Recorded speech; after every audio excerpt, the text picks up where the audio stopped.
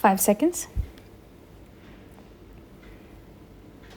Madam Deputy Chairman, I welcome this opportunity to make a few observations during the discussion on the finance bill. At this stage, therefore, it is better to use this opportunity to make a survey of the economic situation and find out what the present condition of the people is, whether they are satisfied, and if they are not satisfied, what the reasons are. I feel this responsibility is greater today when the American aid is likely to be reduced, and therefore we have got to stand more on our own legs. When the plan was set forth, there were three sources from which we hoped to get finance for the plan, namely, our own resources from the revenues, loans within the country through savings, and thirdly, foreign help. The latter we need not discuss here. If we study the accomplishments of the plan and the resources that it has been possible to raise, we cannot deny that our expectations have not been fulfilled, and we have therefore to find out the reasons which have led to that situation. Here, incidentally, I would like to touch in a sentence or two the entire theme of the speech of Mr. Bhupesh Gupta. It is very easy to say this should be done or this could have been done from the opposition point of view. But I would like to ask him a question and he can reply to it later in some other speech, whether in Russia it would be possible for anybody not in the debate in the parliament but even outside to utter a single sentence against the government policy. In our democratic setup, we have allowed the people to criticize government policies. Even as Congress people, we are free to criticize the policies of the government. But the point is whether the doubts raised in the minds of the public by the people in the opposition who show their loyalty to a different setup would be conducive to create the enthusiasm that is necessary and the inspiration that is necessary to give their very best to fulfill the targets of the plan.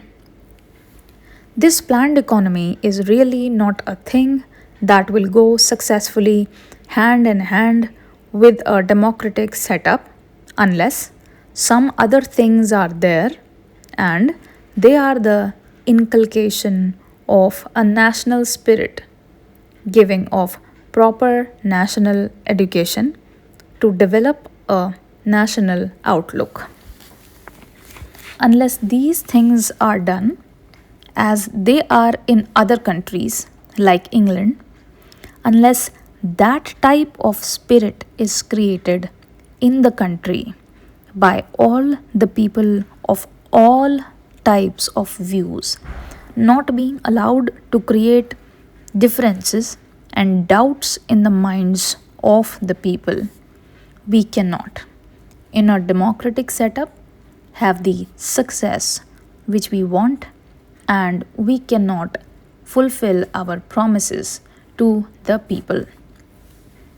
Without going further into that aspect, which really came to my mind as a result of the long speech of Mr. Bhupesh Gupta, I would like to make a few suggestions so that a proper attitude towards giving of one's best to the plan and to raise the national economy can be developed. I would like to make 3 or 4 points. Firstly, we have to see that we take steps to check corruption at any level, whether it is among the people, in the public sector, or among the officials. Then we have also to see that we give a proper type of education, rouse a proper spirit of service.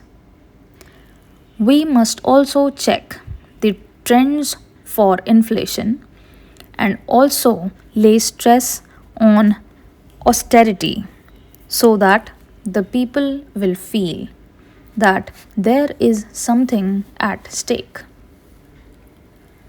I would not like to take much time of the house.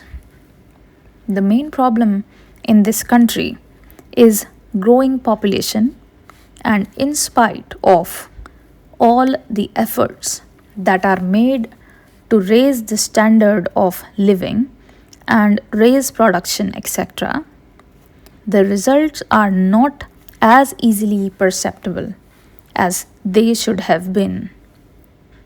That is a separate problem by itself, but in spite of that, it is possible for the government to show better results if the government were to undertake immediately and see that some of the promises that are made, the acts that are passed, and the plans that are drawn up are properly implemented. I have been seeing this lacuna in the present position. Now, the government have started a new ministry called the Coordination Ministry. It was very necessary because the plans of the different ministries sometimes were likely to go contrary to each other's aims. I do not want to go into details. For instance, take the question of the promotion of export. A commodity may be exported, but the price of that commodity in the country to the consumer may go on rising. Who is to see that? Take tea, for example. It had to be exported, and nobody was there to see whether there was enough tea for consumption in the country and what was the price at which it was available to the consumer in the past.